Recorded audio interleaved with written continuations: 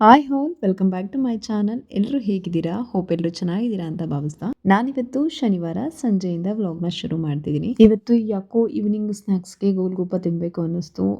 Already panipuri ಮಸಾಲೆ ಎಲ್ಲ 15 days ಆಗಿತ್ತು ತಿಂದು, ಬಟ್ ಗೋಲ್ಗುಪ್ಪ ತಿಂದು ಬಹಳ ದಿನ ಆಗಿತ್ತು, ತಿನ್ನೋಣ ಅಂತ ಹೇಳ್ಬಿಟ್ಟು ನಾನು ಮತ್ತೆ ನನ್ನ ಫ್ರೆಂಡ್ ಬಂದ್ವಿ. ಸಾಮಾನ್ಯವಾಗಿ ಈ ಥರದ್ದೆಲ್ಲ ಬಹಳ ಇಷ್ಟ ಆಗುತ್ತೆ ಅಲ್ವಾ? ಗೋಲ್ಗುಪ್ಪ ತಿನ್ನೋದು ಅದಂತೂ ಎಷ್ಟು ಚಂದ ಇರುತ್ತೆ ಅಂದ್ರೆ ನನಗಂತೂ ಸಖತ್ ಇಷ್ಟ ಆಗುತ್ತೆ, ತಿಂತಾ ಇರ್ತೀವಿ. ಅಂದ್ರೆ ಒಂದ್ಸರಿ ಒಂದು 15 ದಿನಕ್ಕೆ ಒಂದ್ಸರಿ ಗೋಬಿ ತಿಂದ್ರೆ, ಒಂದು 15 ದಿನಕ್ಕೆ ಒಂದ್ಸರಿ ಮಸಾಲೆ, ಆಮೇಲೆ ಗೋಲ್ಗುಪ್ಪ, ಈ ಥರ ಒಂದೊಂದ್ಸರಿಗೆ ಒಂದೊಂದು ಯಾವಾಗಲೂ ಅದನ್ನೇ ತಿನ್ನೋಕ್ಕೂ ಬೋರ್ ಆಗುತ್ತೆ. ಅದರಲ್ಲೂ ಈ ಥರ ಲಾಸ್ಟಿಗೆ ಹಾಕ್ಕೊಡ್ತಾರೆ ನೋಡಿ, ಇದ್ರಲ್ಲಂತೂ ಎಷ್ಟು ಚೆನ್ನಾಗಿರುತ್ತಲ್ವಾ. ಅದೇ ಹೇಳಿದ್ನಲ್ಲ, ನೆಗಡಿ ಕೆಮ್ಮು ಮತ್ತು ಗಂಟಲು ಕಿರಿಕಿರಿ ಇದ್ದಾಗ ಇದು ಪಾನಿನ ಕುಡಿಯೋದ್ರಿಂದ ಅದು ಕರ್ಕರವಾಗಿರುತ್ತಲ್ವಾ, ತುಂಬ ಕ್ಯೂರ್ ಆಗುತ್ತೆ. ಸೊ ಮಸ್ತ್ ಇತ್ತು. ಗೋಲ್ಗುಪ್ಪ ತಿನ್ಕೊಂಡು ಹೊರಟೆ.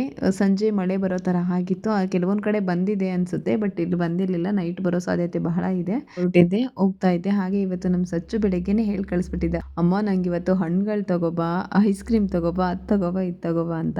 ಇಲ್ಲೆಲ್ಲಾದ್ರೂ ತೊಗೊಳೋಣ ಅಂದ್ಕೊಂಡೆ, ಬೇಡ ಅಲ್ಲಿ ಮನೆ ಹತ್ರ ಚೆನ್ನಾಗಿರುತ್ತೆ ಶಾಪಲ್ಲಿ. ಲಾಸ್ಟ್ ಟೈಮ್ ಕೂಡ ಅಲ್ಲೇ ತೊಗೊಂಡೋಗಿದ್ದೆ, ಫ್ರೆಶ್ ಆಗೂ ಇರುತ್ತೆ ಹಣ್ಣು, ಅಲ್ಲೇ ತೊಗೊಳೋಣ ಅಂತ ಅಂದ್ಕೊಂಡು ಹೋಗ್ತಾ ಇದ್ದೆ ಫ್ರೆಂಡ್ಸ್. ಹಣ್ಣಂಗಡಿಗೆ ಬರ್ತಿದ್ದಾಗೇನೆ ಒಂದಕ್ಕಿಂತ ಒಂದೊಂದು ಹಣ್ಣು ಚೆನ್ನಾಗಿರ್ತಾ ಇತ್ತು. ಮಾವಿನ ಹಣ್ಣುಗಳು, ಅದರಲ್ಲಿ ವಿಧ ವಿಧವಾದ ಮಾವಿನ ಹಣ್ಣಿತ್ತು. ಈ ಕಡೆ ಪಪ್ಪಾಯ, ಬನಾನಾ, ಆರೆಂಜು, ಆ್ಯಪಲ್ಲು. ನಾನು ಸ್ವಲ್ಪ ಬನಾನಾ ಕೂಡ ಒಂದು ಸ್ವಲ್ಪ ತಗೊಂಡೆ, ಒಂದು ಅರ್ಧ ಕೆಜಿ ಅಷ್ಟು ತಗೊಂಡ್ರೆ ಸಾಕು. ಯಾಕಂದರೆ ಹಾಳಾಗೋಗ್ಬಿಡುತ್ತಲ್ವ, ಬೇಗ ಇದಾಗ್ಬಿಡುತ್ತೆ ಅಂತ ಹೇಳ್ಬಿಟ್ಟು, ಬೇಗ ಖಾಲಿ ಆದ್ಮೇಲೆ ತೊಗೋಬೋದು ಅಂತೇಳಿ ಅದೊಂದು ಸ್ವಲ್ಪ. ಮತ್ತು ಸಪೋಟ ಒಂದು 4-5, ಒಂದು 3-4 ಕಿತ್ಳೆಹಣ್ಣು, ಒಂದು 2-3 ಆ್ಯಪಲ್ಲು, ಹೀಗೆ. ಮತ್ತು ದ್ರಾಕ್ಷಿ ತೊಗೊಂಡು ಅನ್ಕೊಂಡೆ, ಅವ್ನಿಗೆ ವೆದರ್ ಬೇರೆ ಕೋಲ್ಡ್ ಇರೋದ್ರಿಂದ ನೆಗಡಿ ಕೆಮ್ಮಾಗುತ್ತೆ ಅಂತ ತೊಗೊಳಕ್ಕೆ ಹೋಗಲಿಲ್ಲ. ಸೊ ಹೀಗೆ ಹಣ್ಣುಗಳನ್ನ ನಿಧಾನಕ್ಕೆ ಒಂದೊಂದೇ ನೋಡ್ಕೊಂಡು ಆರಿಸ್ಕೊತಾ ಇದ್ದೆ. ಬೇರೆ ಇನ್ನೇನಾದರೂ ಇದೆಯಾ ಅಂತ ನೋಡಿದೆ, ಇನ್ನೇನು ಓಕೆ ಆಗಲಿಲ್ಲ. ಸಿಕ್ಕದಷ್ಟನ್ನೇ ತಗೊತಾ ಇದ್ದೆ. ಸಪೋಟ ಹಣ್ಣು ಲಾಸ್ಟ್ ಟೈಮ್ ತೊಗೊಂಡಿದ್ದಾಗ ತುಂಬ ಇಷ್ಟಪಟ್ಟು ತಿಂತಿದ್ದ.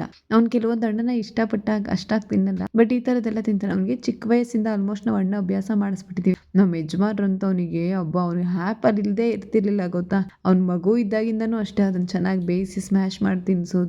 ಆಮೇಲೆ ಅವ್ನು 1.5 ವರ್ಷ ಆ ಥರ ಇದ್ದಾಗೆಲ್ಲ ಅವ್ನು ಕೇಳೋನು ಅವ್ರಪ್ಪನ, ಅಪ್ಪ ಆ್ಯಪಲ್ಲು ಅಂತ. ಸೊ ಅವಾಗಿಂದ ಅಭ್ಯಾಸ ಮಾಡಿಸಿದ್ದು. ಈಗಲೂ ಅವನು ಕೇಳ್ತಾನೆ, ಆ್ಯಪಲ್ ಬೇಕಮ್ಮ ಅಂತೇಳಿ. ಹಂಗಾಗಿ ಅದಂತೂ ಕಂಪಲ್ಸರಿ ತೊಗೊಂಡು ಹೋಗ್ತೀನಿ. ಸ್ವಲ್ಪ ದಿನ ನಾನು ಕೊಡ್ತಾ ಇರಲಿಲ್ಲ, ಈಗ ವೆದರ್ ಕೋಲ್ಡ್ ಇದೆ, ನೆಗಡಿ ಕೆಮ್ಮು, ಬಟ್ ಈಗ ಕೇಳ್ತಿದ್ದಾನಲ್ವಾ, ತುಂಬ ದಿನ ಆಯಿತು ಅವ್ನಿಗೆ ಆ್ಯಪಲ್ ಕೊಟ್ಟು, ಲಾಸ್ಟ್ ಟೈಮ್ ಕೂಡ ತೊಗೊಂಡೋಗಿರಲಿಲ್ಲ ಅಂತೇಳಿ ಆ್ಯಪಲ್ ಕೂಡ ಸೆಲೆಕ್ಷನ್ ಮಾಡಿಕೊಂಡೆ.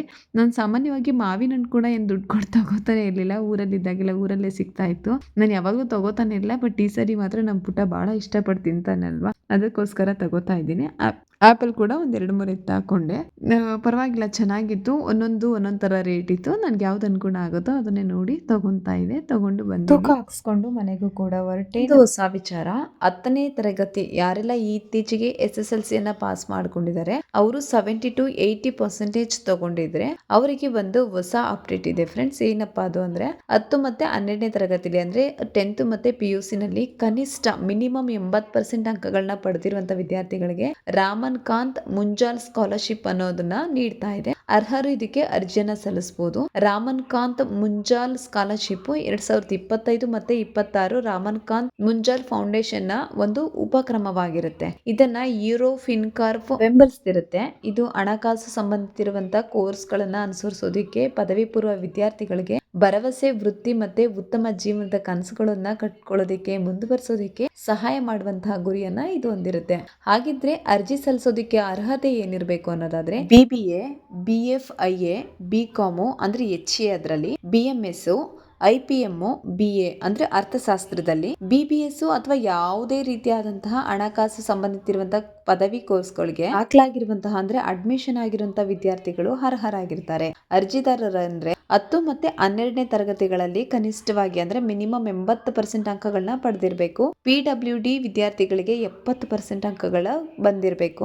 ಅರ್ಜಿದಾರರ ಕುಟುಂಬದ ವಾರ್ಷಿಕ ಆದಾಯ ಎಷ್ಟಿರ್ಬೇಕಪ್ಪ ಅಂದ್ರೆ ಒಂದು 6 ಲಕ್ಷಕ್ಕಿಂತ ಕಡಿಮೆನೇ ಇರಬೇಕು.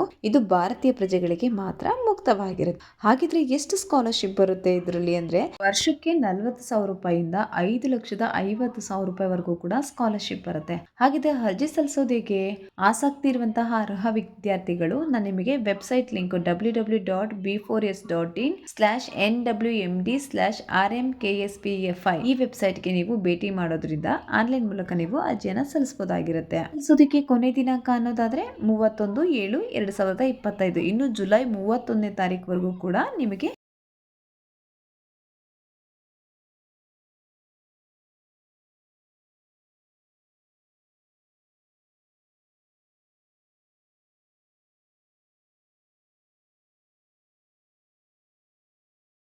ಅರ್ಜಿಯನ್ನು ಆಹ್ವಾನ ಮಾಡ್ತಿರ್ತಾರೆ.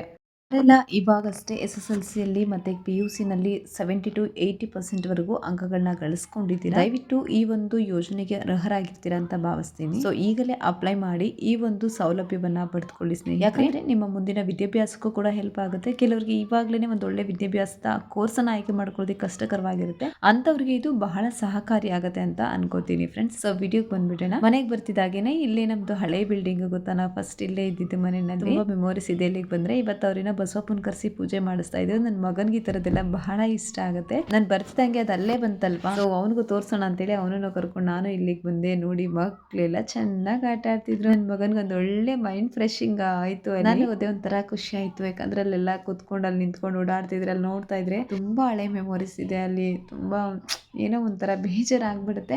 ಖುಷಿ ಆಯ್ತು. ಹೋಗ್ಬಿಟ್ಟು ಅವ್ರು ಬಸವಪ್ಪನ ಕರ್ಕೊಂಡೋದ್ರು.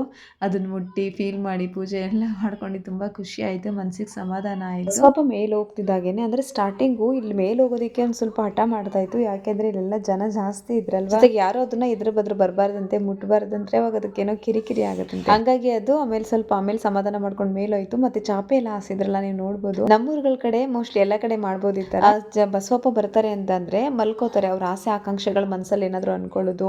ಈ ಕೆಲವರು ಏನಾದ್ರೂ ಒಂದು ಫ್ಯೂಚರ್ ಬಗ್ಗೆ ಒಂದು ಪ್ಲಾನ್ ಇಟ್ಕೊಳ್ಳೋದು. ಕೆಲವ್ರಿಗೆ ಇನ್ನೂ ಮಕ್ಳು ಲೇಟಾಗಿ ಆಗ್ತಿರುತ್ತೆ. ಮತ್ತೆ ಕೆಲವರು ಗಂಡು ಮಗು ಆಗ್ಲಿ ಅಂತ ಈ ತರ ಎಲ್ಲ ಅನ್ಕೊಂಡಿರ್ತಾರೆ. ಆ ಮನ್ಸಲ್ಲಿ ಅದನ್ನ ಇಟ್ಕೊಂಡು ಮಲ್ಕೊಂಡಿರ್ತಾರೆ. ಬಸವಪ್ಪ ಅದು ಈಡೇರುತ್ತೆ ಅನ್ನೋದಾದ್ರೆ ಮುಂದಕ್ಕೆ ದಾಟ್ಕೊಂಡು ಹೋಗುತ್ತೆ, ಈಡೇರಲ್ಲ ಅಂದ್ರೆ ದಾಟೋದಿಲ್ಲ. ಸೊ ಆ ಒಂದು ಉದ್ದೇಶಕ್ಕೆ ಚಾಪೆ ಹಾಸ್ತಾ ಇದ್ರು ಬಸವಪ್ಪ ಬರುತ್ತೆ ಅಂತ. ಬಟ್ ತುಂಬಾ ಹೊತ್ತಾಯ್ತು, ಆಯ್ತು ಬರುತ್ತೆ ಅಂತ ವೆಯ್ಟ್ ಮಾಡ್ತಿದ್ವಿ. ಬಂದಿರ್ಲಿಲ್ವಲ್ಲ. ಮೇಲೋಗಿ ನೋಡಿದ್ರೆ ಬಸವಪ್ಪ ಅವರು ರೆಸ್ಟ್ ಮಾಡ್ತಾ ಇದ್ರು. ಬಸವಪ್ಪ ಬಂದು ಮಂಗಳೂರಿಂದ ಬಂದಿದ್ದಂತೆ. ಸೊ ಬಸ್ಸಲ್ಲಿ ಅವ್ರದ್ದೇನೆ ಟೆಂಪೋ ಬರುತ್ತಲ್ವಾ, ಬಸವಪ್ಪನ ಕೂರಿಸ್ಕೊಂಡು ಅದು ನಿಂತ್ಕೊಂಡೇ ಬಂದಿತ್ತಲ್ಲ, ತುಂಬಾ ಟಯರ್ಡ್ ಆಗಿತ್ತು. ಹಂಗಾಗಿ ಅಲ್ಲಿ ಹೋಗ್ತಿದ್ದೆ. ಪೂಜೆ ಎಲ್ಲ ಮುಗಿಸಿ ಒಂದು ಅರ್ಧ ಗಂಟೆ ಮುಕ್ಕಾಲ ರೆಸ್ಟ್ ಮಾಡ್ತಾ ಇತ್ತು. ಅದು ಮತ್ತೆ ರಿಟರ್ನ್ ಹೊರಡ್ಬೇಕಾದ್ರೆ ಇನ್ನೂ ಚೆನ್ನಾಗಿರುತ್ತೆ. ಅಲ್ಲಿ ಏನೇನೋ ಬೇರೆ ತರ ಎಲ್ಲ ಮಾಡಿದ್ರು. ಸೊ ಅದು ವಿಡಿಯೋ ಎಲ್ಲ ಮಾಡ್ಕೋಬಹುದು ಬರೋಣ ಅಂತ ಹೇಳಿ ನಾನು ಕೂಡ ಫ್ರೆಶ್ ಆಗಿ ಬರೋಣ ಅಂತ ಹೊರಟೆ. ಸೊ ಇದಾಗಿತ್ತು ಫ್ರೆಂಡ್ಸ್ ಇವತ್ತಿನ ಸಂಜೆಯ ಕತೆ. ಇನ್ನೊಂದು ಕತೆ ಜೊತೆ ನಾಳೆ ಸಿಗ್ತೀನಿ. ನೀವಿನ್ನೂ ನನ್ನ ಚಾನಲ್ನ ಸಬ್ಸ್ಕ್ರೈಬ್ ಮಾಡಿಲ್ಲ ಅಂದರೆ ಸಬ್ಸ್ಕ್ರೈಬ್ ಮಾಡ್ಕೊಳ್ಳಿ. ವಿಡಿಯೋ ಇಷ್ಟ ಆದರೆ ಒಂದು ಲೈಕ್ ಮಾಡಿ, ನಿಮ್ಮ ಫ್ರೆಂಡ್ಸ್ಗೂ ಕೂಡ ಶೇರ್ ಮಾಡಿ.